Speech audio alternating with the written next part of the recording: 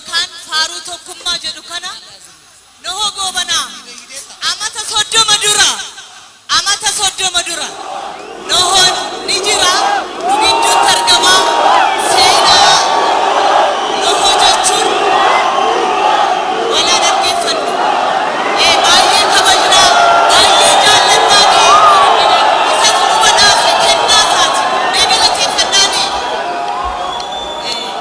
نهو نجدو ترجمة بايه سجالنا بايه سجلتي فكنا كنا سا إني أمتا صدو مدورا بلسوما نيبوتي توكما نيبوتي توكما جدنو فارسة قدا سجلتي فنا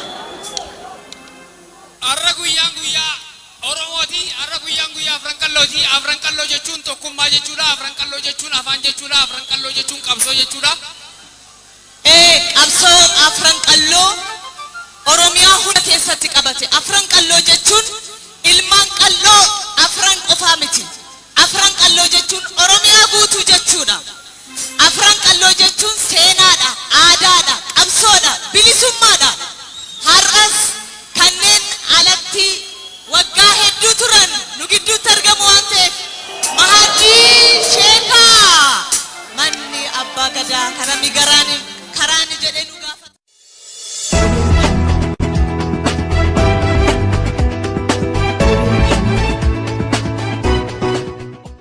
Nu simachuudhaaf bifa kanaan galma guddaa kana guuttanii akkanatti nu bareechuu keessaniif jechaatu nu hanqataa kabajaadhaan isiniif qabu hundumaafuu warri qeeroodha akka ilmaan kiyyaatti warri daaddaatiyyaa akka obboleeyyan kiyyaatti warri narra guddaatis akka abbaadhaa fi haawwanitti baga nagayaan rabbiin biyya teenyatti walitti nu deebiseen isin jechuu barbaada.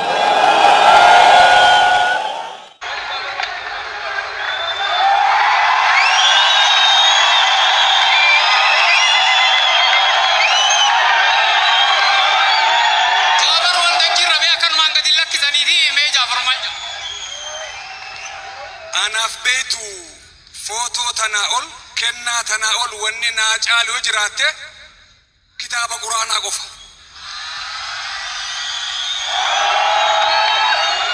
Hedduun intervii godhee hedduun isinii wajji sirbee xiqqoo sagaleen fannaafattee jirti. Haa ta'u immoo suuraa tanaatu waan yaadachiise waa xiqqoon ja'a.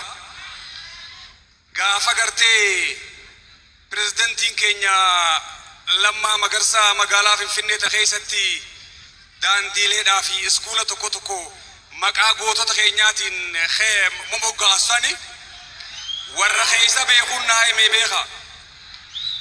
Moggaasu sanii jarri gaafa samma dura 4 kiiloo gad hin dhiifne maal jedhanii gurguddoon silaa gaafasuu duruu likkii galaniif dhaadachuu dhiisanii wal mari'ataniiti Dabratsiyoon itti ergan. Dabratsiyoon dhufeeti waay Lammaa maal wanni godhaa jirtu kuni Finfinnee keessa sii galaa manzara akkana godheeti maaliin balleesse Dabratsiyoon. Warri ati maqaa isaaniitiin iskuulaa fi daandii moggaaftu kuni waan akka ta'an beekta keessaa'uu jaarsa badaa arsiidhaa san akkamiin maqaa isaas fidda kaaminni Lammaatu gaafate. Kan dandeenyu hin buqqifnaa dadhabnu ilmaan itti guddifne jalsane.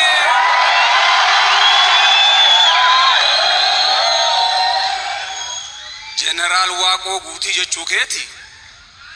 Isa maqaa isaa akkamiin nutti fidda ijoolleen amma asii harka qaxxaamurtee biyyaa nu baasu jirtu ilmaan inni itti guddifna jeesan ta'uun beeytu.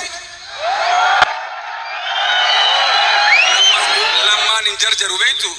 Manzara kana godhateeti barnutilleen ilmaanuma saatii jeen.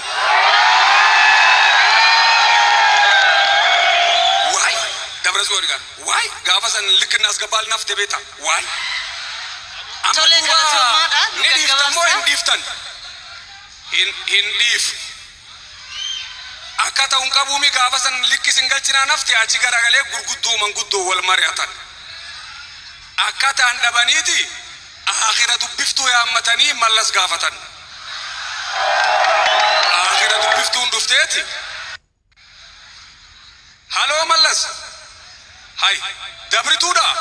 dabrituu jaa inni durattu jaalala ta'uu tuffii ta'uu maquma nadhooti yaa gurbaa kana dabrituudha jee anaa bar mallee malli nu dhibee akkam taana jaan bara amma faa waan biraa fixaniiti maqaa kunoo jara kanaa kana Finfinnee keessa fidanii duu dhaabanii dhaaban kadhaaban kanan tuqinaa balaa biraa isinikkaa ammoo jaarsuma badaa san akka waliin baafne eegaa jeen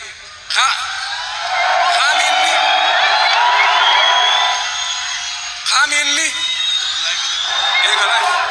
Haminni maqaa namaa isaanii banamtee jirti keekiyyaa baraadhaa. Mootummaan naannoo Oromiyaa aadaa fi aartii Oromoo dagaagsuuf artistoota waliin ta'ee kan yeroo kamiyyuu caalaa ciminaan akka hojjetu irra deebi'een isinii ibsaa. Koonsartii bohaarii gaarii akka isiniif ta'uun hawwaa. Galatooma ulfaadhaa. Sagantaa gaarii isiniif haa ta'u.